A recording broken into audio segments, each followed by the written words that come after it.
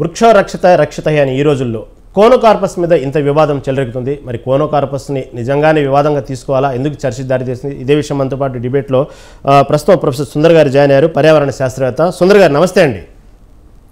నమస్తే.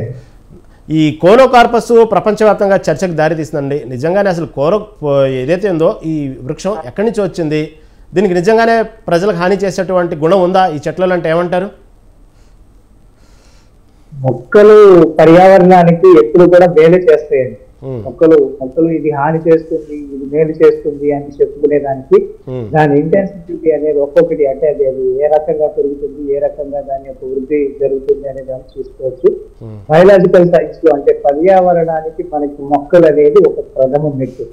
సో మొక్కలు పర్యావరణానికి ఖచ్చితంగా కావాల్సిందే. సో ఇందాక వారు చెప్పినట్టు ఒకప్పుడు మనకి జామాయిలు ఈ మొక్కని మనం ఎక్కువగా పెంచాము. రైతు వర్గంగా కూడా అది అందరికీ బాగా ఉపాధి కూడా అయింది కొంతకాలం కిందట. తర్వాత అంటే సీజన్ వైజ్ గా ఒక్కొక్క రకంగా ఒక్కొక్క కొత్త రకాల మొక్కలు రావడం అనేది, ఆవిర్భావం చెందడం అనేది అనేక రకాలుగా మనకు జరుగుతూ ఉంది. ఎన్నో రకాల జాతులు మొక్కలు మనకి అంతరించిపోతా ఉన్నాయి. ఈ అంతరించిపోయే వాటిని పక్కన పెట్టేస్తే ప్రస్తుతం ఈ మొక్క ఇది సమాజానికి మేలు చేస్తుందా లేకపోతే కీడు చేస్తుందా, వీటన్నిటికన్నా ప్రతి మొక్కలో కూడా జరిగే వ్యవస్థ ఫోటోసింథసిస్. ఈ ఫోటోసింథసిస్ జరిగేది బేస్డ్ ఆన్ మొక్క వ్యాసార్థాన్ని బట్టి, దాని యొక్క ఎదుగుదలను బట్టి, దాని యొక్క అంటే బేస్ని బట్టి స్టార్ట్ అవుతుంది. సో దీనిలో ప్రత్యేకంగా ఈ మొక్క ఎదుగుదలకు అవసరమైన పోషకాలు భూమి నుంచి ఆధారపడుతుంది. భూమిలో తక్కువ వాటర్ ఉన్నా కానీ ఎడారుల్లో ఉత్పన్నం కాకుండా కూడా ఎడారుల్ని ఉత్పన్నం కానియకుండా చేసే మొక్క అని చెప్పారు ఇందాక వారు. సో ఎడారులు ఉత్పన్నం కాకుండా ఉండాలి అంటే తక్కువ నీటి సాంద్రత మీదే ఆధారపడి ఎదుగుతుంది అని అది అంటే దాంట్లో ఆ మొక్కలో అలాంటి లక్షణాలు ఉన్నాయి అనేది మనం అర్థం చేసుకోవాలి. సో అంటే ఇలాంటి ఈ జాతి వల్ల మొక్కకి హానికరం అంటే టాక్సిక్ మెటీరియల్స్ రిలీజ్ చేసే మొక్కలు చాలా ఉన్నాయి పర్యావరణంలో. ఎన్నో మొక్కలు టాక్సిక్ మెటీరియల్స్ రిలీజ్ చేస్తాయి. అనేక రకాల ఆయుర్వేదాల్లో కూడా ఇప్పుడు మేము ప్రస్తుతం ఆయుర్వేదంలో అనేక మందులు తయారు చేస్తాము. అనేక మెటీరియల్ సైన్సెస్ ప్రతిదీ డీప్ లైన్ లో వాటిని అంటే మొక్క నుంచి సమభాగాలు అంటారు. వేరుని తీసుకుంటాము, తర్వాత ఆకుని తీసుకుంటాము. ఇలా అన్ని రకాల మెటీరియల్స్ ని తీసుకుని మనం ఆయుర్వేదంలో వాడుతూ ఉంటాం. సో వీటిలో కొన్ని మొక్కలు మనకు ఆహార యోగ్యంగా ఉపయోగపడతాయి, కొన్ని మొక్కలు మనకు ఔషధాలుగా ఉపయోగపడతాయి, కొన్ని మొక్కలు పర్యావరణానికి అంటే వెదర్ ని సపోర్ట్ చేసేదానికి కొన్ని మొక్కలు ఉపయోగపడతాయి. ఆ బేస్ లో ఇప్పుడు ఇది ఎంత ఫోటోసింథసిస్ జరుగుతుంది, ఎంత డైమెన్షన్ ఉంది, ఎవ్రీడే ఎంత ఆక్సిజన్ రిలీజ్ చేస్తుంది, ఎంత CO2 రిలీజ్ చేస్తుంది, ఇవన్నీ మనం మాట్లాడుకోవటానికి అంటే ప్రస్తుతానికి మన దేశంలోనే అంత టెక్నాలజీ లేదు.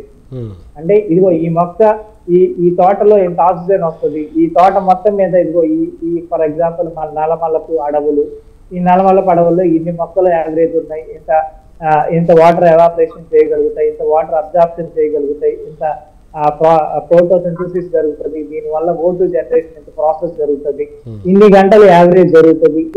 ఇంత సైంటిఫిక్ ఎవిడెన్స్ అనేది ఇంత డీప్ గా ఎవరు చేయలేరు. ప్రస్తుతానికి అంత చేసే విభాగాలు కూడా నాకు తెలిసి అంటే నేను దాదాపు 22 సంవత్సరాల నుంచి మొక్కల మీద కొన్ని ఆవిష్కరణ చేసే ప్రయత్నంలో నా వంతుగా నేను ప్రయత్నం చేస్తూనే ఉన్నాను. సో వీటిని అంత పరస్పరం అంత పూర్తిగా దాన్ని పరిజ్ఞానాన్ని ఎక్కడ ఎవరు సాధించినట్లు నేనైతే చూడలేదు.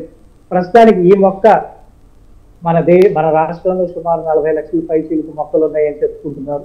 సో వీటిని మొక్కని పెంచే విధానంలో గ్రీనరీ ప్లాంట్ అని లేకపోతే అట్మాస్ఫియర్కి ఇప్పుడు అదే విధంగా అదే ప్లేస్ లో మనకి ఇప్పుడు మనకి అనేక రకాల మొక్కలు ఉన్నాయి. మన దగ్గర వేప మొక్కలు ఉన్నాయి, తర్వాత చింత మొక్కలు ఉన్నాయి, తర్వాత ఎన్నో రకాల ఆవిర్భావం అంటే సృష్టి ఆవిర్భావం నుంచి మొదలు పెట్టి ఇప్పటి వరకు ఎన్నో రకాల మొక్కలు ఉన్నాయి. మరి వాటిని ఎందుకు మనం వేయలేకపోతున్నాం?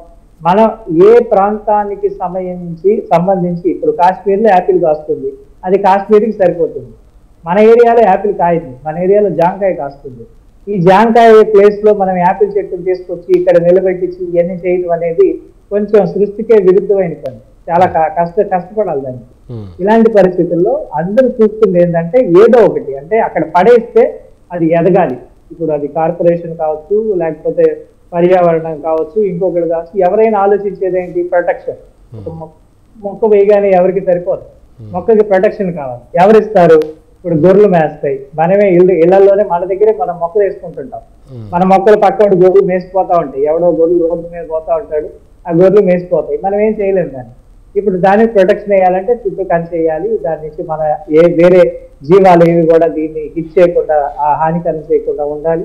ఇలాంటి వాటన్నిటికి ఎన్నో ప్రొటెక్షన్ తీసుకోవాలి. పర్యావరణంలో ప్రభుత్వాలు తీసుకునే మొక్కల పెంపకం అనే కార్యక్రమంలో మొక్కలు వేయటం అనేది ఒక భాగం అయితే, మొక్కల్ని కాపాడగలగడం అనేది ఇంకొక భాగం. సుందర్ గారు, మీరు చెప్పినట్టుగానే సుందర్ గారు మీరు చెప్పినట్టుగానే ఇందాక యాపిల్ ఏదైతే ఉదాహరణ తీసుకున్నారో కాశ్మీర్ యాపిల్ అన్నట్టు, అలాగే ఈ కోనోకార్పస్ వృక్షానికి సంబంధించి కూడా ఇది మనది కాదు, ఇది నాన్ లోకలు, ఇది ఎక్కడో పుట్టింది, కానీ దీన్ని తీసుకొచ్చి ఇక్కడ పెంచడం అనేది ఇక్కడ మన వాతావరణానికి అనుకూలమైనది కాదు అంటూ కూడా దీని మీద ఒక రూమర్ ఉంది. ఏమంటారు?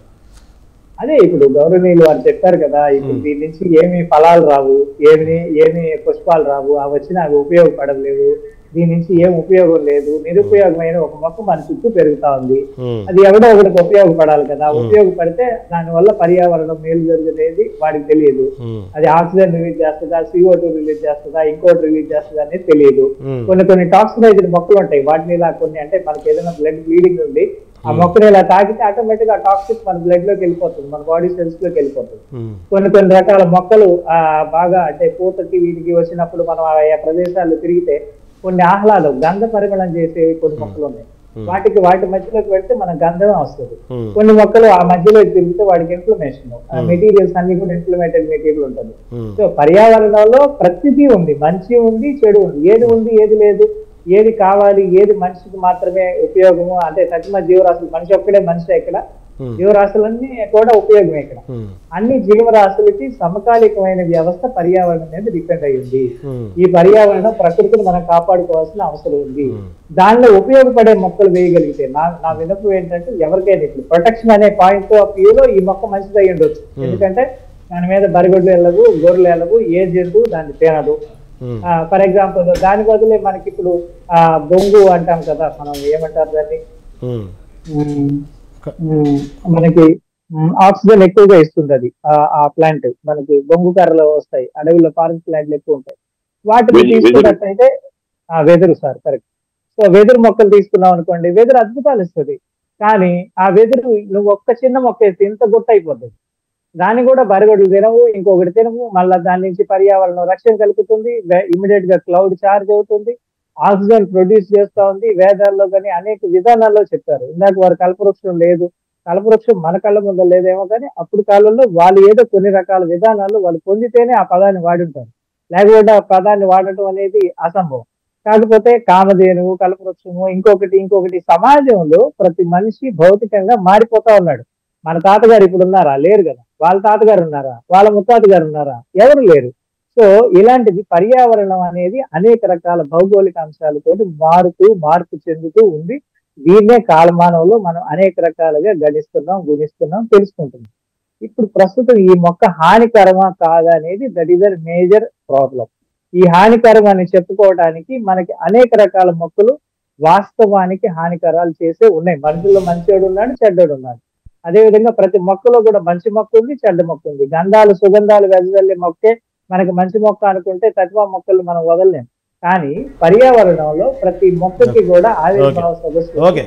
ఓకే సుందర్ గారు, మీరు చెప్పినట్టుగానే వృక్షాల్లో వాస్తవంగా కొన్ని హాని చేసేవంటాయి, కొన్ని మంచి చేసేవంటాయి.